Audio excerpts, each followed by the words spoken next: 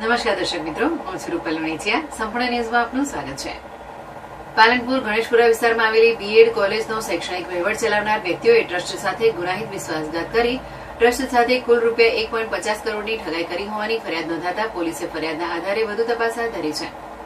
પાલનપુર શહેરના ગણેશપુરા વિસ્તારમાં આવેલી ઉમિયા એજ્યુકેશન બીએડ કોલેજ છેલ્લા કેટલાય સમયથી વિવાદોમાં સપડાય છે, જેમાં અગાઉ ટ્રસ્ટી સામે ફરિયાદ નોંધાયા બાદ ટ્રસ્ટી ગિરીશભાઈ જગાણિયાએ પણ અમદાવાદના ભરતભાઈ બેચરભાઈ બાંડિયા અને તેમની પત્ની પુષ્પાબેન ભરતભાઈ બાંડિયા સામે ફરિયાદ નોંધાવી છે. જેની વિગતો એવી છે કે પાલનપુર ગણેશપુરા વિસ્તારમાં ગિરીશભાઈ જગાણિયાની વિવિધલક્ષી યુવા વિકાસ ટ્રસ્ટ હેઠળ ઉમિયા એજ્યુકેશન બીએડ કોલેજ ચાલે છે, જ્યારે મેનેજિંગ ટ્રસ્ટી ગિરીશભાઈ જગાણિયા દ્વારા અમદાવાદના ભરતભાઈ બાંડિયાને શૈક્ષણિક વહીવટ સોંપ્યા બાદ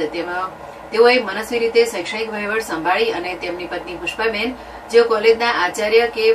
પ્રાધ્યાપક ન હોવા છતાં ભરતભાઈ પુષ્પાબેનના નામે આચાર્ય તરીકે ખોટી ઓળખ આપી ઉમિયા એજ્યુકેશન બીએડ કોલેજના ખાતામાં આચાર્ય તરીકે નામ દાખલ કરાવી લીધું હતું. ત્યારબાદ આચાર્ય તરીકે ખોટા સિક્કા બનાવી તેનો કોલેજના ચેકોમાં ઉપયોગ કરી કોલેજનું બેંક ખાતું ચલાવ્યું હતું અને નાણાકીય વ્યવહારોની લેવડદેવડ કરી ટ્રસ્ટને અંધારામાં રાખી પોતાને સોંપેલ શૈક્ષણિક વહીવટનો દુરુપયોગ કરી ટ્રસ્ટ સાથે ગુનાહિત વિશ્વાસઘાત કરી કુલ રૂપિયા 1.50 કરોડની ઠગાઈ કરી હોવાની પાલનપુર પૂર્વ પોલીસ મથકે ફરિયાદ નોંધાતા પોલીસે ફરિયાદના આધારે વધુ તપાસ હાથ ધરી છે.